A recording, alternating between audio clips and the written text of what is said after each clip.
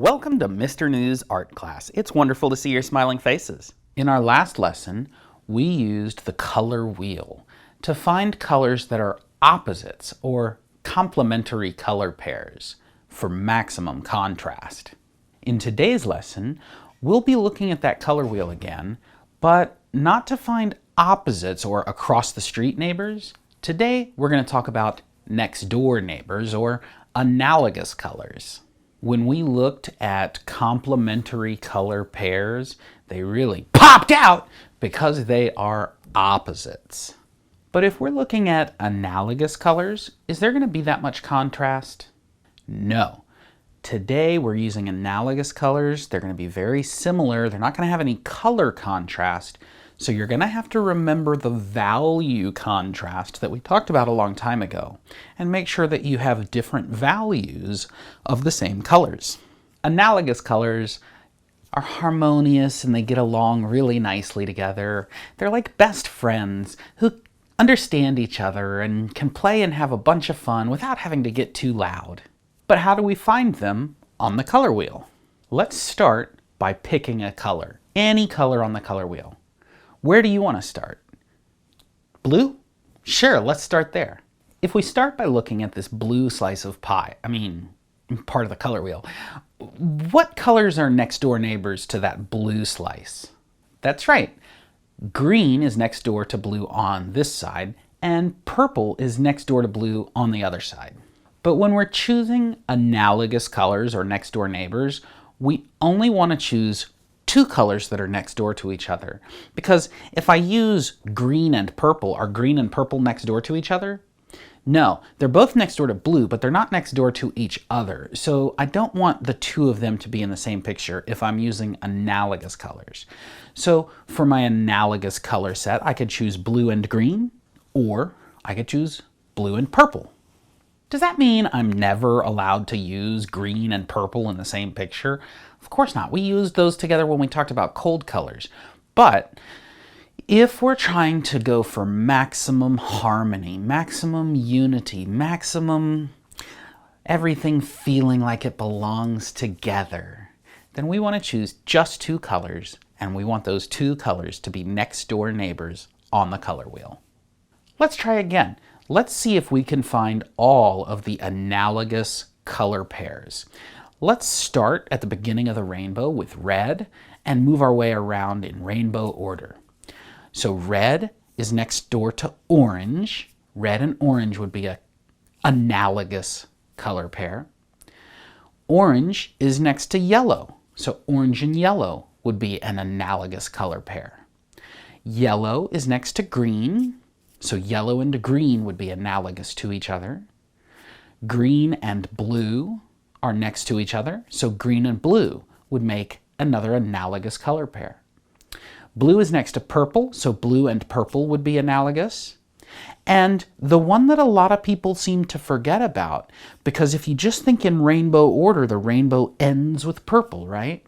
But on a color wheel, it comes back full circle, and purple is next to red. So purple and red would be an analogous color pair. These are the 6 different combinations of colors that we call analogous color pairs. Today we are going to draw 6 different pictures, one for each of those different analogous color pairs. For our drawing supplies, we're either going to be using colored pencils or crayons. For today's project, markers will not be effective. They won't do what you need them to do. So you can decide either crayons or colored pencils, one or the other, or theoretically, I guess you could use both, but whichever you choose, we are only going to use 6 colors. We're going to use the 6 colors of the rainbow, the 6 colors of the color wheel. That means we're going to be using red. And that means we're going to be using orange. And that means we're going to be using yellow. Those are the 3 hot colors, red, orange, yellow.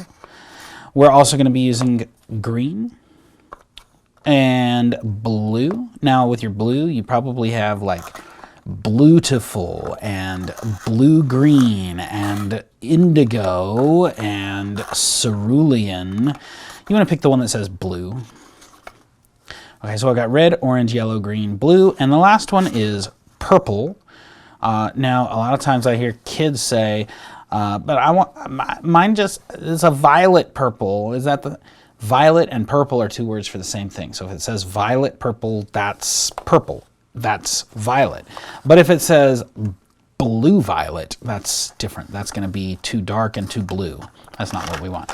So you're going to be using 6 colors today. The colors of the rainbow, the colors of the color wheel, and it's either going to be crayons or colored pencils. And before we actually start drawing anything with these, we need to do a little bit of a practice to make sure we understand why we're choosing to use crayons or colored pencils and not markers. And that's because my crayons are magical. They can actually color 2 different colors with the same crayon. See, check this out. Here I have my red crayon. And I'm not going to do any magical video editing tricks. I'm just going to draw a small square. I'm going to divide that square diagonally into 2 triangles. And I'm going to use just this one crayon to color those 2 different triangles 2 different colors. Okay? So I'm pushing super hard on this side. And that makes it a really dark red, right? A nice, vivid, vibrant red. And with the same crayon, no magical tricks of the, video editing afterwards, just the same crayon. And this time I'm just not going to push down. See how gentle I'm being and how light that color is? So this is how we're going to achieve contrast in this drawing today. For each of our colors, we're going to make sure that we can do a dark color and a light color of the same color, dark red and light red. Let's practice that with all 6 of our colors. Make an orange box, make a yellow box, diagonal line through each, and in one of those triangles, use that color to color hard, push hard, make it dark. That's what we're going to call our dark orange. And this is what we're going to call our light orange. Okay? Yellow, even though this isn't very dark, this is what we're going to call our dark yellow. And if I'm soft and gentle, it's really hard to see because it's almost white. But that is our light yellow. And next up in the rainbow order is green. Again, pushing hard makes it that dark green. And being soft and gentle makes it that light green. 2 more to go, and then we're done with our practice. Using my blue, if I push down with my blue, it makes it a dark blue. And if I'm soft and gentle, it makes a light blue. Using the same crayon. Last but not least, purple. If I push hard with my purple, that makes a nice dark purple. And if I'm soft and gentle with my purple, it makes a nice light purple. Now, I see all the time students that struggle with this. So if you're struggling, if you're trying and you're coloring in the 2 different sides and you see that they are both dark, one trick for coloring lighter is don't squeeze, don't pinch your crayon, hold it more loosely and hold it further back. And instead of pointing it down, point it sideways, right? So for the dark, I'm pointing it straight down, I'm squeezing it, and I'm pushing it down for the dark side. But for the light side, I'm gonna hold the crayon a different way. I'm going to hold it further back. If you're getting it too dark, just try holding it further back and let it be loose and wobbly. And then just super gentle, no pushing. See how my crayon is sideways almost? And I'm not pushing down at all. I'm letting it just kind of wiggle wobble. Anyway, once you are done with that, that's your practice. Then we need to flip our paper over to the back. And here we're going to draw 6 thumbnail sketches. What's a thumbnail? We're going to draw our thumbnails? No. Not that kind of thumbnail. This kind of a thumbnail. In art, a thumbnail means a quick little picture that gives you an idea of what a bigger work of art is going to look like. Each of these pictures is a thumbnail sketch because it's, a small example of what a bigger picture might look like. So for example, I could take this flower picture and make it huge and fill up a whole page, right? Just by making everything bigger. So these are the 6 thumbnail sketches we're going to draw today. Notice that each one of them uses analogous colors, but different sets of analogous colors. To do that, to get started, we're going to turn our paper vertical. And for our first thumbnail sketch, we're going to use red and orange. Red and orange are analogous colors on the color wheel. And so I'm going to use one of those colors to make a rectangle that's just a few inches across on each side. And I'm going to pretend that that rectangle is a sheet of paper. And now zooming in here, we can pretend that that rectangle is an entire sheet of paper. And maybe if I'm drawing a picture using my red and orange, it'll be a bright sunrise. So I'll have a couple of hills. Maybe I'll have 2 hills across the bottom. 1, 2, they overlap. And then I'll draw the sun peeking just barely above one of those hills, right? See how that's almost like it's touching the hill. The sun has just risen up. And instead of just drawing little tiny rays of light coming out of the sun, I'm going to make those rays of light go all the way across from the sun to the edge of my page. All the way from the sun to the edge of the page. All the way, all the way, all the way, all the way. And that's my picture. Now I'm ready to color it, and I want to color it with these 2 colors, red and orange, my analogous colors. But I can use darker and lighter versions. It might seem limiting to only have 2 colors, but really I have 4. I have dark red, dark orange, light orange. So for starters, let's see. This hill on the left, I'm going to color with a super dark red. I know you might be thinking, but Mr. New, the hills should be green. Except I don't have green. All I've got is these 2 colors. I'm trying to use analogous colors to make a nice harmonious picture. So I'm going to use these 2 colors. I don't have a green. Also think about the way, when there's a sunrise, it doesn't just light up the sky with these bright, reds and oranges. It also, those red and orange colors shine down onto the ground. And anyway, so we don't have to make things look realistic. I don't have to color the hills green. I'm just choosing colors that I think are going to work harmoniously together. But I also want a little bit of contrast. If I color the second hill the same color as the first one, then you're not going to be able to see the line between them. So what I'm going to do for the second hill is color it with a light red. A light red. And that way, I've got enough contrast that I can see my different shapes, but I also have the unity or harmony of using analogous colors. They feel like they belong together. All right, if those 2 hills are red, I'm going to use my orange for the sun. I'm going to make it a dark orange, pushing as hard as I can. Not so hard I break it, of course. And then for the sky, for all of these rays of light coming out from the sun, I'm going to alternate. I'm going to do like orange, red, orange, red, orange, red, orange. And you can decide which ones of those to make light and which ones to make dark. It's totally up to you.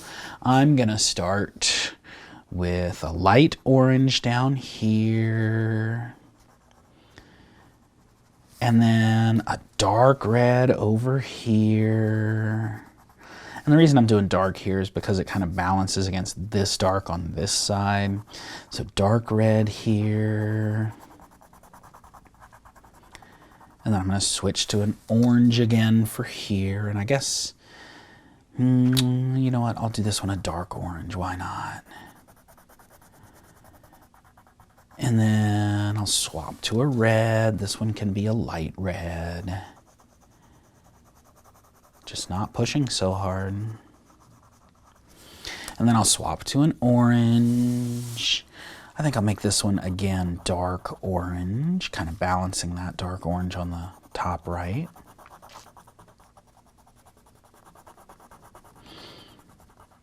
And then I'll switch to my red again, and I think this one needs to be a light red because it's going to be jumping right here next to a dark red shape, and if I did it dark red then it would blend and look like just one shape.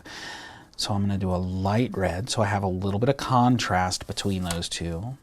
And then I'll make this a light orange right here. Boom. And there I am done with my red and orange analogous sunset. My next thumbnail is going to be orange and yellow, still analogous colors, but a different set of analogous colors. For this one, I'll start by making an orange box a couple inches on each side. Now I've zoomed out to show you that that is a small box. You know, you can look at it compared to my hand, you can look at it compared to that first one, you can look at it compared to the whole paper. It's a small box, but I'm just zooming in here so we can see it better. Now for this one, we've got these orange and yellow colors, and those really feel very, very warm, very, very hot, just like these did, but these even more so. I mean, I think that yellow is really going to remind me of summer. So I think what I'll do is I'll draw a boat in the ocean, make it like a summer beach picture. What I'm going to do is start by drawing some wavy water, a wavy line very close to the bottom for some water. And then on one side or the other, I'm going to have a boat coming up out of that water. It's like a trapezoid shape. It's going to have a mast and a sail. And then there's going to be some more water going behind it, maybe 2 or 3 layers of water overlapping behind. That looks good. And then up in the sky, I really liked the way that this sun turned out, but this time the sun is going to be a little higher. It's going to be like it's a hot summer day. And again, the rays of light, not all the way across, it's going to stop when it hits the top of the water there, and then it's going to stop when it hits the top of the water here. It's going to overlap behind the sail and go all the way to the edge up here. These ones are really close to the edge already, so they just go all the way to the edge, okay? Now, when we color this, I want the sailboat and the sun to really pop. I'm gonna make those with my darker orange, pushing super hard in the sun, pushing super hard in the sail, pushing super hard for that mast, holding the sail up, pushing super hard for the boat. Those things are gonna be dark orange. Everything else is either going to be light orange or yellow, or light yellow or dark yellow. Now, for the water, I think for the water, what I'm going to do is layer it, where the bottom layer is going to be this dark yellow, pushing hard with my yellow. And the middle layer is going to be a light orange, being very gentle with my orange.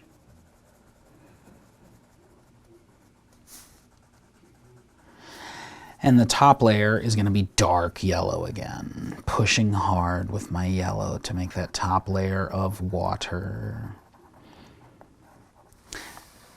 And then for the sky, I think I'm going to use light orange and light yellow alternating. You know, it'll be like yellow, then orange, then yellow, then orange, then yellow, then orange. I think I'll start with a yellow here behind my sailboat. A light yellow, not pushing down hard. That light yellow is really pale. It's really hard to see on a white sheet of paper, but it's just enough of a pop of color to really work nicely on this picture. And then it's going to be a light orange here.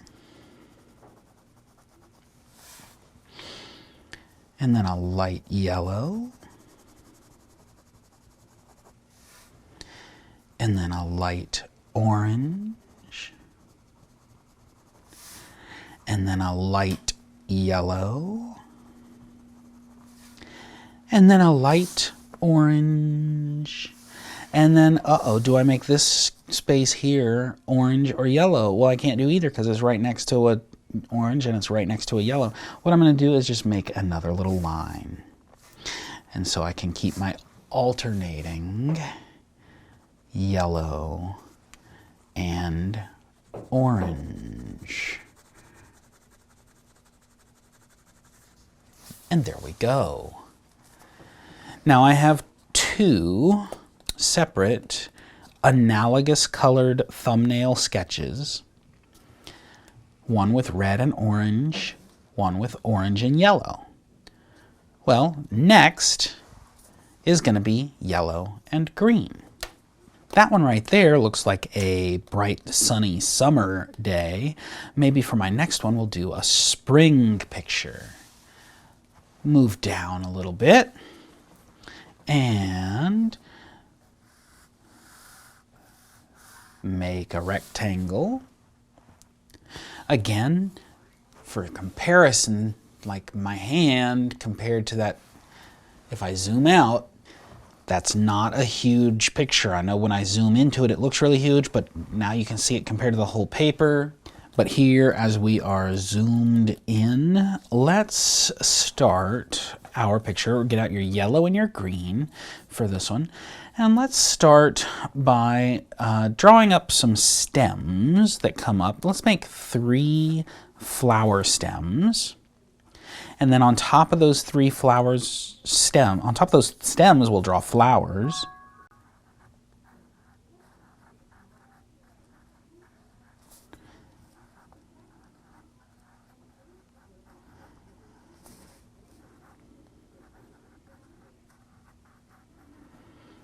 And then lower down on the stems, we will draw leaves. Now I'm going to put 2 leaves on this stem.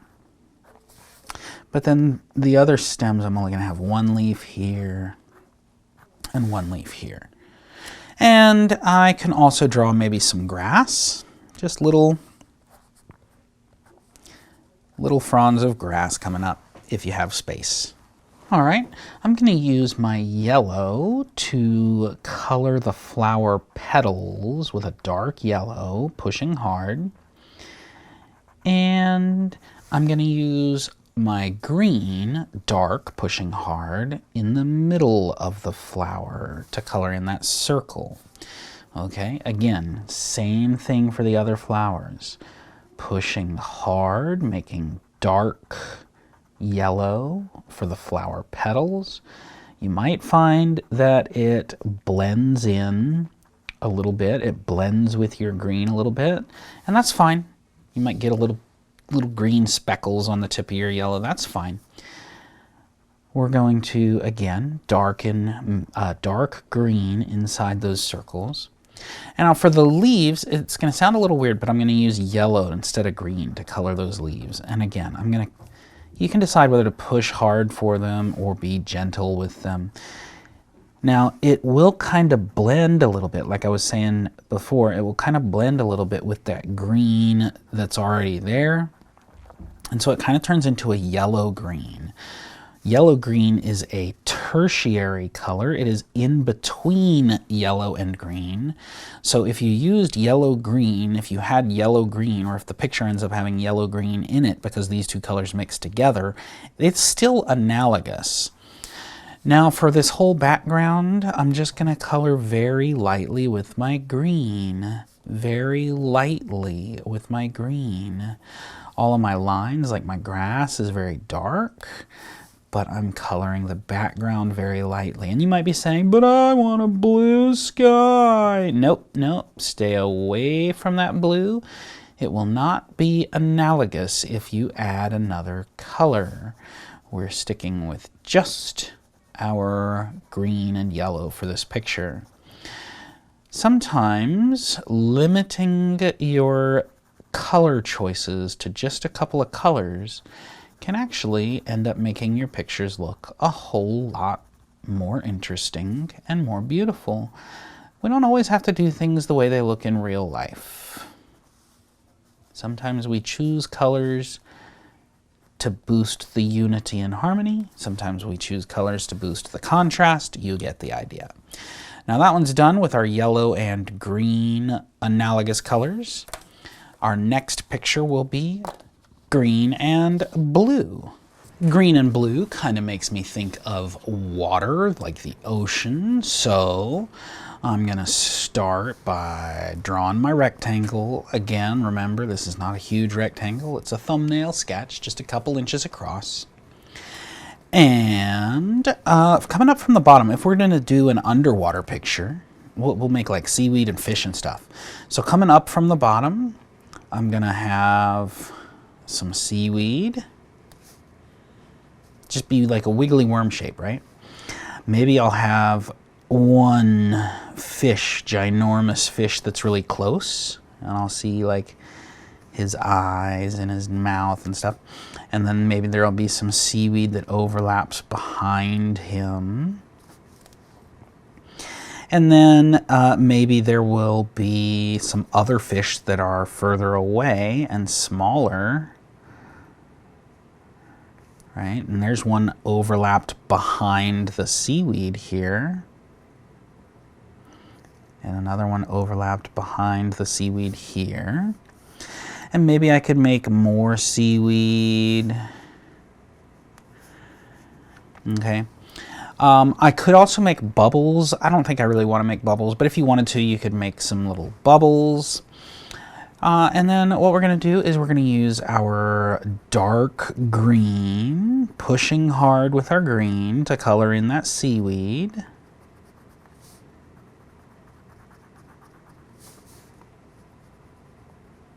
Oops, I'm coloring in my fish instead of my seaweed. Oh well. Since I colored that fish dark green, I'm going to color this seaweed light green. Light green. And since I colored this seaweed dark green, I'm going to color this fish light green. Because if I'd colored this fish dark green, I wouldn't be able to see it next to this dark green seaweed, would I? All right, and then I'm going to color this fish light green. And I'm going to color this seaweed dark green. And you decide, but we're using our green to color either light or dark in our fish and in our seaweed. Okay, there's one more thing that I need to draw here, down at the bottom, overlapping behind. See, I've just kind of like drawn a wavy line that overlaps behind. That's like the sea floor. That's like the sand and stuff on the sea floor. I'm going to use my blue and color that dark underneath that line. And you might be thinking, but what about gray or a sandy tan color? Yeah, we're not worried about trying to make it look like real life, are we? We're just using the blue and the green. And we're just using those colors in ways that just help, you know, use light and dark to make contrast. So speaking of light and dark, I've colored the ground dark. I'm going to color the water light blue. So I'm just gently coloring all of this background space blue, but very lightly. All the empty gaps, even here, like between the seaweed. Underneath this fish, that's still more of the water. All this empty space. Very light blue. And this makes our analogous blue and green underwater picture. Oh goody, we are scooting right along. Let's move down and make our blue and purple analogous picture. So I'll start by drawing a blue rectangle. Again, just to give you a sense of scale, this is what your page should look like so far. We're also later going to have one last rectangle in this area, but we're not worried about that one yet. We're worried about this one with the blue and purple. And for this blue and purple, it just makes me think of, you know, the old Prince song. Purple rain, purple rain. So what I'm going to do is I'm going to draw some raindrops, and I'm going to color them dark purple. Raindrops, dark purple. Raindrops are falling on my head, they keep falling. So I just did me some talking to the sun. There's a bunch of different rainy day songs that you could sing while you draw some purple rain, purple rain.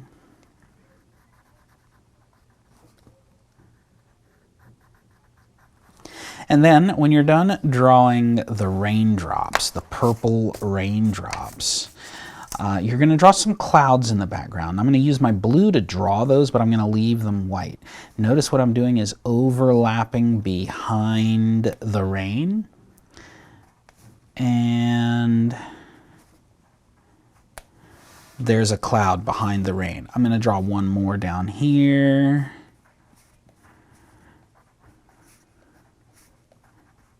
I'm going to leave my clouds white. I'm going to use my blue lightly so that I have contrast against the dark purple. If I make the sky too dark, then even though they're different colors, if it's dark blue next to dark purple, it'll be hard to see, right? So I'm going to do a light blue sky. So I'm trying to keep a little bit of contrast in here to make things easy to see. But at the same time, I'm using harmonious colors or unifying colors, analogous colors. Next door neighbors on the color wheel.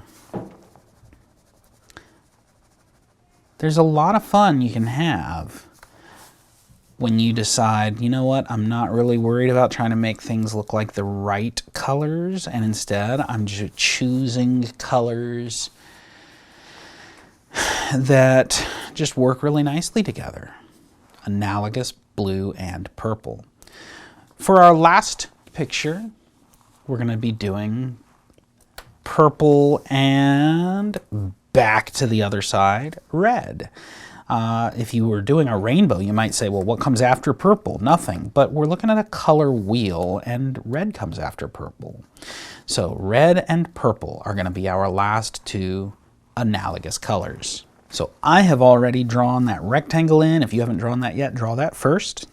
And what I'm going to draw for this picture is a butterfly landing on a flower, a red butterfly landing on a purple flower. So right in the middle, I'm going to make my butterfly. His body, I guess, is going to be dark purple. His antennas, and then his wings.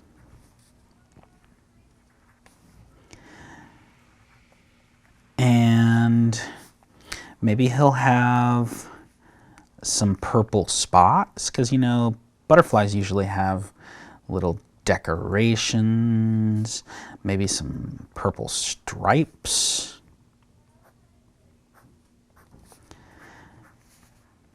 And then I'm going to color him in with my red. Now, I could do dark red or light red, or I could throw my crayon. I think I'll do, you know what? I think I'll do dark red. And then I'll make the background lighter. He'll be a dark red butterfly on a light purple flower. Nice dark red, but I'm being careful not to color over my purple lines and my purple spots, my purple decorations on my butterfly, because I'm afraid that if I color over them, then I'm going to cover them up. So I'm coloring in between those lines very carefully, taking my time, pushing hard, so that I have that nice dark red.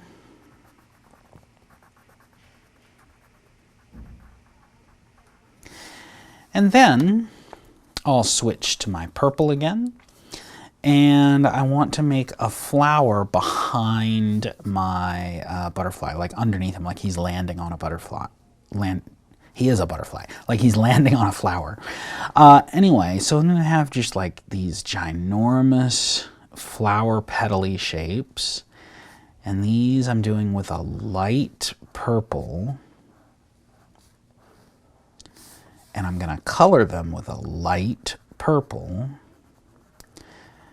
And then all of the empty space around, I'm going to color that with a light red after I finish coloring the flower.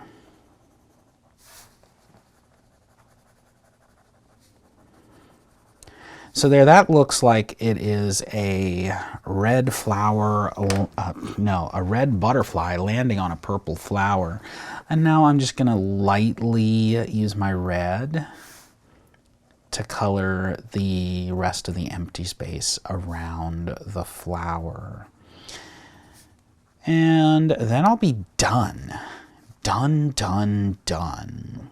Dun, dun, dun.